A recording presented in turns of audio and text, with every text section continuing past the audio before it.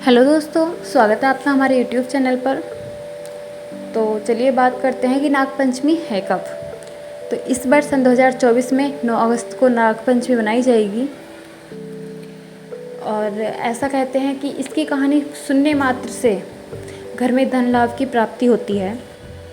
तो चलिए नागपंचमी की कहानी शुरू करते हैं। प्राचीन काल में एक सेठ थे जिनके 7 पुत्र थे और सातों पुत्र के विवाह हो चुके थे। सबसे छोटी पुत्र की पत्नी श्रेष्ठ चरित्र की थी और सुशील थी, परंतु उसका कोई भाई नहीं था। एक दिन उस घर की बड़ी बहू ने घर लीपने के लिए पीली मिट्टी के लिए सब बहुओं को साथ चलने के लिए कहा।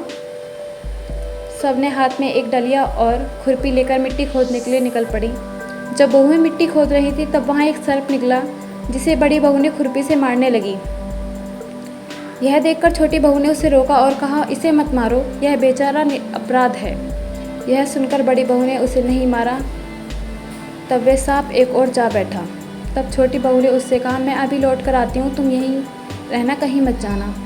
इतना कहकर वह सबके साथ मिट्टी लेकर घर चली गई और कामकाज में फंसकर सर्प को जो वादा किया था वह भूल गई।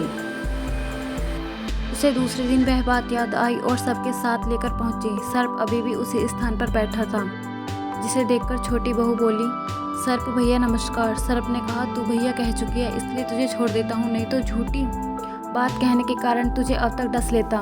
वह बोली, भैया मुझसे भूल हो गई, उसकी क्षमा मांगती हूँ।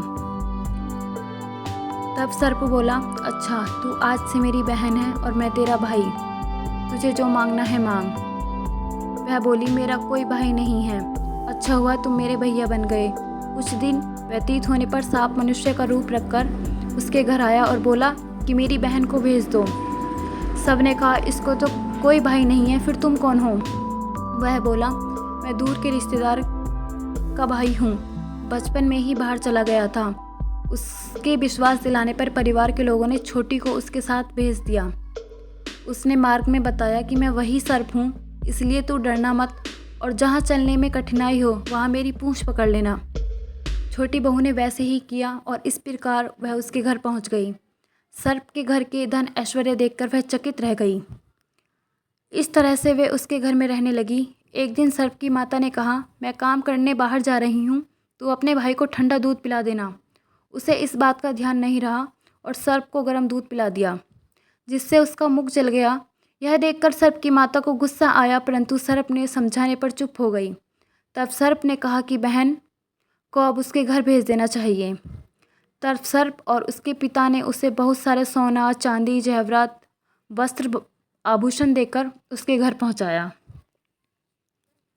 इतना ढेर सारा धन देखकर बड़ी बहू उससे जलने लगी और कहने लगी, तेरा भाई तो बड़ा धनवान है, तुझे तो उससे और भी अधिक धन लेना चाहिए। सर्प ने यह वचन सुना तो उसने और वस्तुएं लाकर दी। यह देखकर बड़ी बहू ने कहा, इन वस्तुओं को झाड़ने की झाड़ू भी सोने की होनी चाहिए। तब सर्प ने झाड़ू भी सोने की तैयार करा कर दी।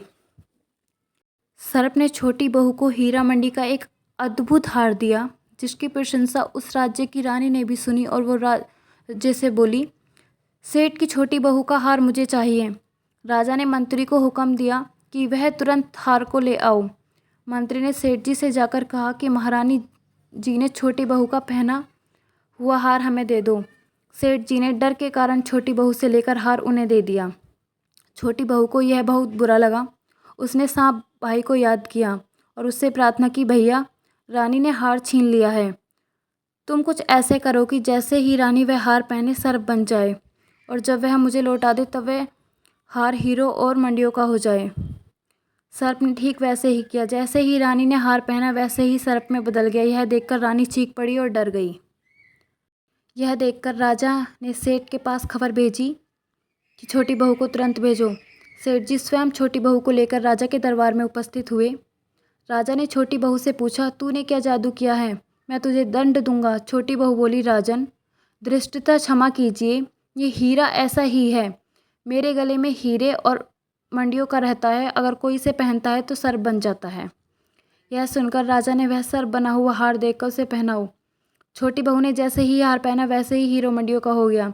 यह देखकर राजा ने प्रसन्न होकर बहुत सी मुद्राएं भी पुरस्कार दी। वह अपने हार और इन सभी के सहित घर लौट आई।